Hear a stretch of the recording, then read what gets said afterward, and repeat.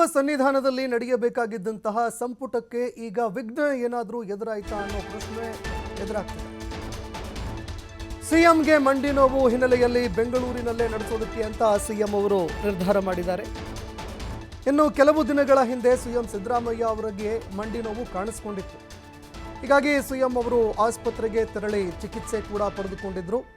ಅದೇ ರೀತಿಯಾಗಿ ವೈದ್ಯರು ಕೂಡ ಈ ಒಂದು ಮೊಣಕಾಲು ನೋವಿಗೆ ಸಂಬಂಧಪಟ್ಟಂತೆ ರೆಸ್ಟ್ ಮಾಡುವಂತೆ ಅವರಿಗೆ ಸಲಹೆ ಕೂಡ ಕೊಟ್ಟಿದ್ರು.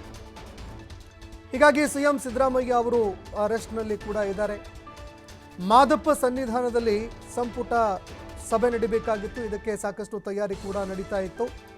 ಆದರೆ ಇದಕ್ಕೆ ವಿಘ್ನ ಏನಾದರೂ ಎದುರಾಯ್ತಾ ಅನ್ನೋ ಪ್ರಶ್ನೆ ಕಾಡ್ತಾ ಇದೆ. ಫೆಬ್ರವರಿ 17ರಂದು ಕ್ಯಾಬಿನೆಟ್ ಮೀಟಿಂಗ್ ನಡೀಬೇಕಾಗಿತ್ತು. ದಕ್ಷಿಣ ಕರ್ನಾಟಕದ ಪ್ರಮುಖ ಧಾರ್ಮಿಕ ಕ್ಷೇತ್ರವಾಗಿರುವಂತಹ ಮಲೆ ಮಹದೇಶ್ವರ ಬೆಟ್ಟದಲ್ಲಿ ನಡೀಬೇಕಾಗಿತ್ತು. ಇನ್ನು ರಾಜ್ಯ ಸರ್ಕಾರ ಸಂಪುಟ ಸಭೆ ಅಲ್ಲೇ ನಡೆಸೋದ್ರಿಂದಾಗಿ ಅಲ್ಲಿಯ ಒಂದು ಅಭಿವೃದ್ಧಿಗೆ ಹೆಚ್ಚು ಒತ್ತು ಕೊಡಬಹುದು ಅನ್ನುವಂತಹ ಒಂದು ಮಾತುಗಳು ಕೂಡ ಕೇಳಿಬರ್ತಾ ಇತ್ತು.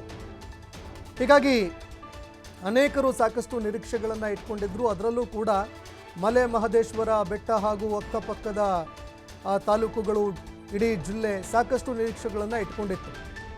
ಎರಡನೇ ಬಾರಿಗೆ ಸಂಪುಟ ಸಭೆಗೆ ಮಲೆ ಮಹದೇಶ್ವರ ಬೆಟ್ಟ ಸಾಕ್ಷಿಯಾಗಬೇಕಾಗಿತ್ತು. ಹಿಂದೆ 2003ರಲ್ಲಿ ಎಸ್.ಎಂ. ಕೃಷ್ಣ ಅವರ ನೇತೃತ್ವದಲ್ಲಿ ಕ್ಯಾಬಿನೆಟ್ ಮೀಟಿಂಗ್ ಇಲ್ಲೇ ನಡೆದಿತ್ತು. ಇದೀಗ ಸಿಎಂ ಸಿದ್ದರಾಮಯ್ಯ ಅವರ ನೇತೃತ್ವದಲ್ಲಿ ನಡೀಬೇಕಾಗಿತ್ತು.